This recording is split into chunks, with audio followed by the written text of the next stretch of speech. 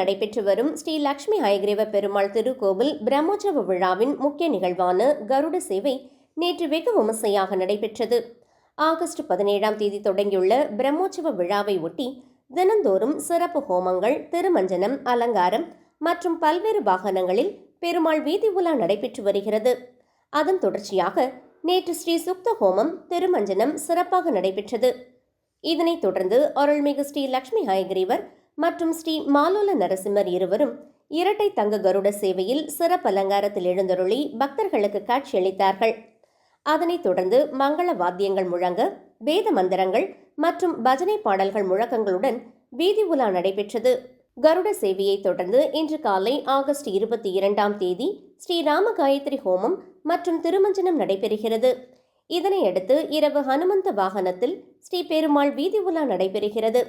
தொடர்ந்து ஆகஸ்ட் 23ஆம் தேதி காலை ஸ்ரீ சுதர்சன ஹோமம் மற்றும் திருமஞ்சனம் நடைபெறுகிறது.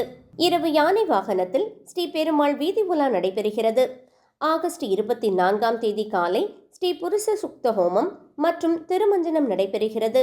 இரவு சூர்ணோத்சவம் கோத்திரத்தில் ஸ்ரீ பெருமாள் வீதி உலா நடைபெறுகின்றது. ஆகஸ்ட் 25ஆம் தேதி காலை ஸ்ரீ நரசிம்ம ஹோமம் மற்றும் திருமஞ்சனம் நடைபெறுகின்றது. இரவு புன்னைமர வாகனத்தில் ஸ்ரீ பெருமாள் வீதி உலா நடைபெறுகின்றது. 26ஆம் தேதி திருத்தேர் பிரம்மோற்சவ விழாவின் முக்கிய நிகழ்வாக ஆகஸ்ட் 26ஆம் தேதி ஸ்ரீ ஹயக்ரீவ ஜெயந்தியை முன்னிட்டு திருத்தேர் மற்றும் தீர்த்தவாரி உள்ளிட்ட நிகழ்ச்சிகள் நடைபெற உள்ளன. ஆகஸ்ட் 27ஆம் தேதி இரவு திருக்கல்யாணம் நடைபெறுகின்றது. பிரம்மோற்சவ விழாவிற்கான ஏற்பாடுகளை கோவில் நிர்வாகத்தினர் செய்து வருகின்றனர்.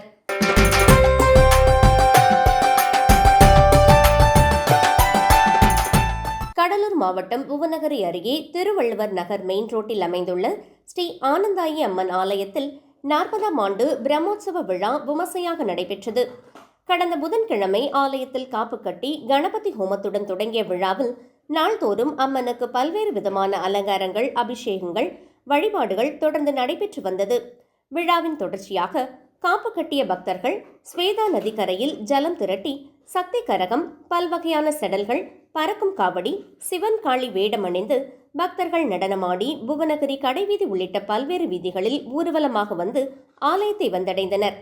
தொடர்ந்து ஆலயத்தில் காப்பு கட்டி செடல் அணிந்த பக்தர்களுக்கு செடல் களையப்பட்டது. பின்னர் சுவாமிக்கு சிறப்பு வழிபாடு செய்யப்பட்டது. விழாவில் சுற்றுவட்டார பகுதியைச் சேர்ந்த ஏராளமான பொதுமக்கள் திரளாக கலந்து கொண்டு சுவாமியை வழிபட்டு சென்றனர்.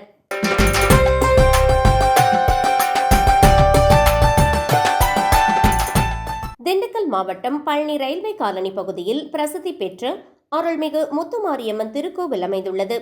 இக்கோவிலில் வரலட்சுமி விரத நன்னாளான நேற்று காலை முதலே அம்மனுக்கு சிறப்பு அபிஷேகம் மற்றும் ஆராதனை வழிபாடுகள் நடைபெற்றன. வரலட்சுமி விரத விழாவினை முன்னிட்டு முத்துமாரியம்மனுக்கு புதிய 500, 200, 100, 50, 20 மற்றும் 10 ரூபாய் நோட்டுகளை கொண்டு சுமார் 9 லட்சம் ரூபாய் மதிப்பில் பிரம்மாண்ட ரூபாய் நோட்டு மாலைகள் மற்றும் தோரண அலங்காரம் செய்யப்பட்டிருந்தது.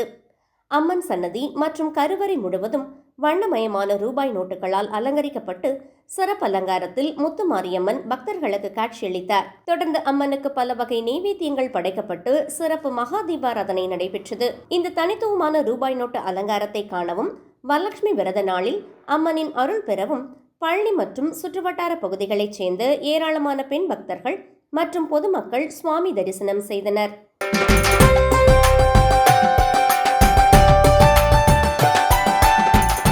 கடலூர் மாவட்டம் கடலூர் துறைமுக பகுதியில் உள்ள சுமார் 300 ஆண்டுகள் பழமை வாய்ந்த அருள்மிகு பர்வதவர்தினி சமேத ராமநாதீஸ்வரர் சௌடாம்பிகை அம்மன் திருக்கோவிலின் அம்மன் பண்டிகை உற்சவ விழா வெகு சிறப்பாக நடைபெற்றது. இந்நிகழ்ச்சியை முன்னிட்டு ஏராளமான பக்தர்கள் கோவிலில் காப்பு கட்டி பின்னர் அருள்மிகு சௌடாம்பிகை அம்மனை நினைத்து ஒவ்வொரு வீரகுமாரர்களுக்கும் பானக பூஜை நடைபெற்றது. கோவில் வளாகத்தில் நடைபெற்ற இந்த நிகழ்ச்சியில் ஏராளமான வீரகுமாரர்கள் கலந்து கொண்டு அம்மனை மனமுருகி வேண்டி தங்களது கைகளிலும் உடம்புகளிலும் கத்தியினால் ரத்தம் சொட்ட சொட்ட கீறி கொண்டனர். மேலும் கரக புறப்பாடு நடைபெற்ற போது பக்தர்கள் அனைவரும் பரவசத்துடன் அம்மனை நினைத்து மனமுருகி வேண்டினர். மூலவர் சௌடாம்பிகை அம்மன் வெகு அழகாக மலர்களால் அலங்கரிக்கப்பட்டு பக்தர்களுக்கு காட்சியளித்தார். பின்னர் கரக புறப்பாடு கடலூர் துறைமுகம் முக்கிய வீதிகளின் வழியாக புறப்பட்டு கோவிலை வந்தடைந்தார்கள். இந்நிகழ்ச்சியில் விழா குழுவினர் ஜெயபால், நெடுஞ்செழியன், அழகேசன், பாண்டியராஜ், பாஸ்கர், தாமோதரன், சண்முகம் உட்பட தேவாங்கர் சமூகத்தை சார்ந்த முக்கிய பிரமுகர்கள் கலந்து கொண்டனர். இந்நிகழ்ச்சியில் பங்கேற்று அம்மன் திருவிழாவில் பங்கேற்ற அனைவருக்கும் பிரசாதங்களும் வழங்கப்பட்டன. இந்த அம்மன் நிகழ்ச்சியில் வீரகுமாரர்கள் கத்தியால் தங்களது கைகளால் வெட்டி ரத்தம் சொட்ட சொட்ட அம்மனை வழிபாடு செய்தனர். இந்நிகழ்ச்சியில் கடலூர் மற்றும் துறைமுக பகுதியைச் சார்ந்த ஏராளமான பக்தர்கள் பங்கேற்று அம்மனை வழிபாடு செய்தனர்.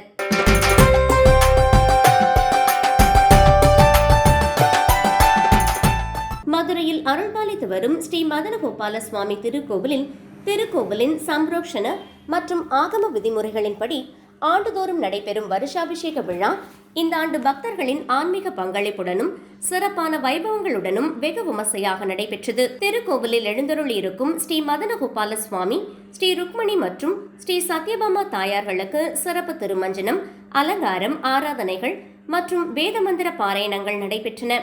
விழாவின் முக்கிய நிகழ்வாக 108 கலசாபிஷேகம் சிறப்பாக நடத்தப்பட்டது. வருஷாபிஷேகத்தை முன்னிட்டு திருக்கோவில் முழுவதும் தூய்மைப்படுத்தப்பட்டு மங்களகரமான தோரணங்கள், மலர் அலங்காரங்கள் மற்றும் திருவிழா அலங்காரங்களால் அழகுற செய்யப்பட்டிருந்தது. அதிகாலை முதலே பக்தர்கள் திருக்கோவிலுக்கு வருகை தந்து சுவாமி தரிசனம் செய்து விழாவில் கலந்து கொண்டனர். 108 கலசாபிஷேகம் வருஷாபிஷேகத்தின் சிறப்பம்சமாக 108 கலசங்கள் பிரதிஷ்டை செய்யப்பட்டு ஒவ்வொரு கலசத்திற்கும் உரிய ஆகம முறைகளின்படி பூஜைகள் நடைபெற்றன. கலசங்களில் புனித நீர் நிரப்பப்பட்டு வேத விற்பன்னர்கள் மற்றும் அர்ச்சகர்களால் வேத மந்திரங்கள், திவ்ய பிரபந்த பாசுரங்கள் மற்றும் மங்களாசாசனங்கள் பாராயணம் செய்யப்பட்டன.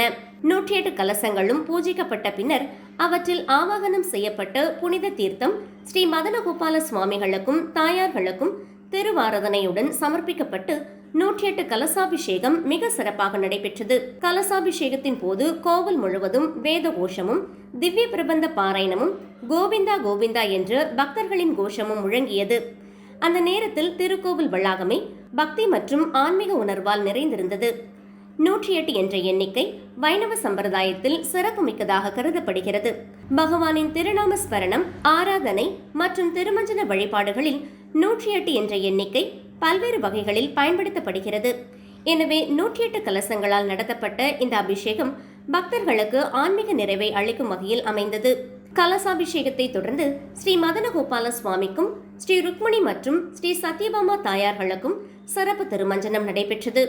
பால், தயிர், தேன், சந்தனம் உள்ளிட்ட பல்வேறு திரவியங்களால் திருமஞ்சனம் செய்து பின்னர் சுவாமி மற்றும் தாயார்களுக்கு சிறப்பு அலங்காரம் செய்யப்பட்டது. திருமஞ்சனத்திற்கு பின்னர் சிறப்பு அலங்காரத்தில் அருள் பாலித்த ஸ்ரீ மதனகோபால சுவாமியை பக்தர்கள் நீண்ட வரிசையில் நின்று தரிசனம் செய்தனர். சுவாமியின் திருமேனி தரிசனம் பக்தர்களுக்கு பேரானந்தத்தை அளித்தது. தொடர்ந்து வேத பாராயணம், திவ்ய பிரபந்த சேவை, திருவாராதனை மற்றும் சாற்றுமுறை உள்ளிட்ட வைபவங்கள் நடைபெற்றன.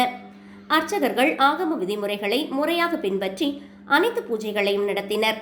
வருஷாபிஷேக விழாவில் ஏராளமான பக்தர்கள், உபயதாரர்கள், வைணவ அன்பர்கள் மற்றும் பொதுமக்கள் கலந்து கொண்டு சுவாமியின் அருளை பெற்றனர்.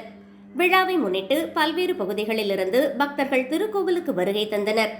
விழாவில் கலந்து கொண்ட பக்தர்கள் 108 கலசாபிஷேகத்தை நேரில் தரிசித்து சுவாமியின் திருவருளை பெற்றனர். பக்தர்களின் வசதிக்காக தரிசனம், தீர்த்தம் மற்றும் பிரசாத விநியோகம் உள்ளிட்ட ஏற்பாடுகளும் சிறப்பாக செய்யப்பட்டிருந்தன. திருக்கோவிலின் வருஷாபிஷேகம் என்பது ஒரு வருடாந்திர வைபவம் மட்டுமல்ல, திருக்கோவிலுக்கும் பக்தர்களுக்கும் இடையிலான ஆன்மீக உறவை மேலும் வலுப்படுத்தும் ஒரு முக்கிய நிகழ்வாகும். ஸ்ரீ மதனகோபால சுவாமியின் திருவருளால் உலக மக்கள் அனைவரும் நோய் துன்பம் நீங்கி குடும்பங்களில் அமைதி, ஐஸ்வர்யம், ஆரோக்கியம் மற்றும் நல்வாழ்வு பெருக வேண்டும் என்ற பிரார்த்தனையுடன் வருஷாபிஷேக வைபவங்கள் நடைபெற்றன.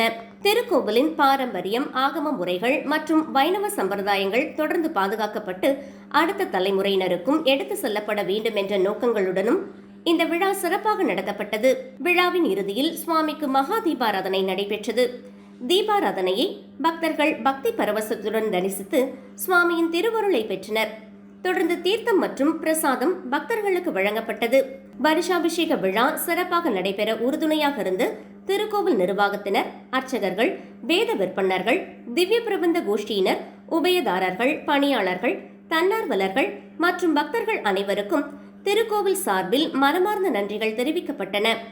அனைவரின் ஒத்துழைப்பாலும் பக்தர்களின் பேராதரவாலும் ஸ்ரீ மதனகோபால சுவாமியின் 108 கலசாபிஷேகத்துடன் கூடிய வருஷாபிஷேக விழா மிகவும் சிறப்பாகவும் பக்தி நிகழ்ச்சியுடனும் நிறைவு பெற்றது. ஸ்ரீ மதனகோபால சுவாமி, ஸ்ரீ ருக்மணி மற்றும் ஸ்ரீ சத்யபாமா தாயார்களின் திருவருள் அனைவருக்கும் என்றும் கிடைக்கட்டும். உலக மக்கள் அனைவரும் சுபிட்சமாகவும் ஆரோக்கியமாகவும் அமைதியாகவும் வாழ இறைவனை பிரார்த்திப்போம். ஸ்ரீ மதனகோபால சுவாமி திருவடிகளே சரணம்.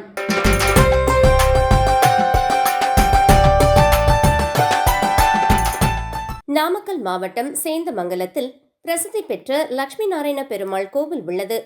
இக்கோவிலில் கருட பஞ்சமி விழாவை முன்னிட்டு பால்குட ஊர்வலம் நடந்தது. இன்று காலை 8 மணிக்கு பால்குட ஊர்வலம் துவங்கியது. நகரின் முக்கிய வீதிகள் வழியாக சென்ற ஊர்வலம் கோவில் முன் முடிவடைந்தது. தொடர்ந்து லட்சுமி நாராயண பெருமாள், மகாலட்சுமி, பெரிய திருவடி கருடாழ்வார் ஆகிய சுவாமிகளுக்கு அபிஷேகம், தீபாராதனை நடந்தது. சிறப்பு அலங்காரத்தில் சுவாமி பக்தர்களுக்கு அருள் பாலித்தார். சுற்று வட்டாரத்தைச் சேர்ந்த ஏராளமான பக்தர்கள் பங்கேற்று சுவாமியை வழிபட்டு சென்றனர். ஏற்பாடுகளை கோவில் நிர்வாகிகள், கருடாத்திரி பக்தர் குழு மற்றும் ஊர் பொதுமக்கள் செய்திருந்தனர்.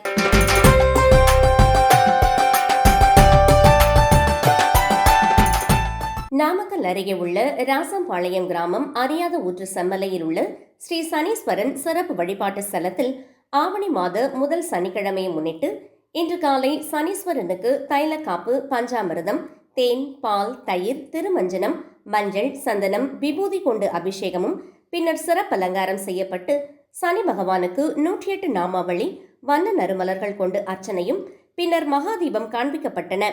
பின்னர் இங்குள்ள சனீஸ்வர பகவான் திருவுருவ படம் வைத்து பல்லாக்கில் திருக்கோவிலை சுற்றி வந்து பக்தர்களுக்கு காட்சியளித்தார். அப்போது மகாதீபம் காண்பிக்கப்பட்டன. இந்த சனீஸ்வரன் சிறப்பு வழிபாட்டு ஸ்தலத்தில் ஒவ்வொரு சனிக்கிழமை அன்று சிறப்பு அபிஷேகம் நடைபெற்று வருகின்றன. வருகை புரிந்த அனைவருக்கும் அன்னதானம் கோவில் சார்பாக வழங்கப்பட்டது.